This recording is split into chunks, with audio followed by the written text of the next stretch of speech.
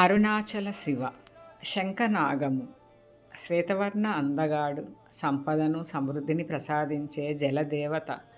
అష్టనాగాలలో అత్యంత విశిష్టమైన వాడు శంఖుడు.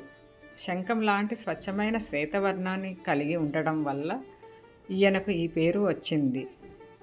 ఈయన పవిత్రతకు సంపదకు చిహ్నంగా పూజలు అందుకుంటున్నాడు. శంఖనాగుని గురించిన ఆధ్యాత్మిక విశేషాలు. జలాశయాల అధిపతి. శంఖుడు సముద్రాలు, నదులు వంటి జలాశయాలతో అత్యంత సన్నిహిత సంబంధం కలిగి ఉంటాడు. నీరు అనేది జీవనాధారానికి చిహ్నం. అందువల్ల వ్యవసాయం పచ్చగా సాగడానికి, నీటి కొరత నీడ పడకుండా ఉండటానికి ప్రాచీన కాలం నుండి ఈయనను పూజించటం ఆనవాయితీగా వస్తోంది. శ్వేతవర్ణ తత్వం. శంఖుని తెల్లని రంగు ప్రశాంతతకు, నిర్మలమైన జ్ఞానానికి ప్రతీక. ఈయనను ధ్యానించడం ద్వారా మనసులోని గందరగోళం తొలగిపోయి స్పష్టమైన ఆలోచనలు కలుగుతాయని నమ్ముతారు.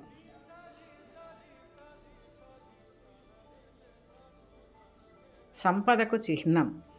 క్షీరసాగర మదనంలో ఉద్భవించిన శంఖం లక్ష్మీదేవికి ఎంత ప్రీతి పాత్రమైనదో అలాగే శంఖనాగుడు కూడా సంపదకు చిహ్నంగా భావించబడతాడు.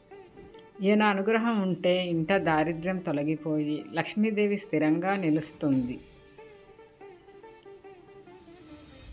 పద్మనాగునితో బంధం.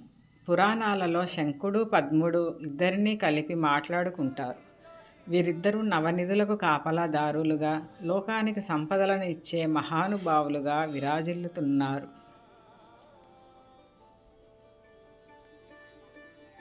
పూజా ఫలం. మనశ్శాంతి కోసం, వ్యాపార ఉద్యోగాలలో లాభాలు గడించడం కోసము శంఖనాగుని పూజించవచ్చు.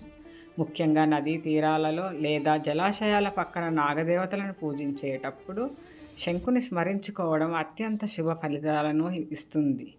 ఓం శంఖనాగాయ నమః.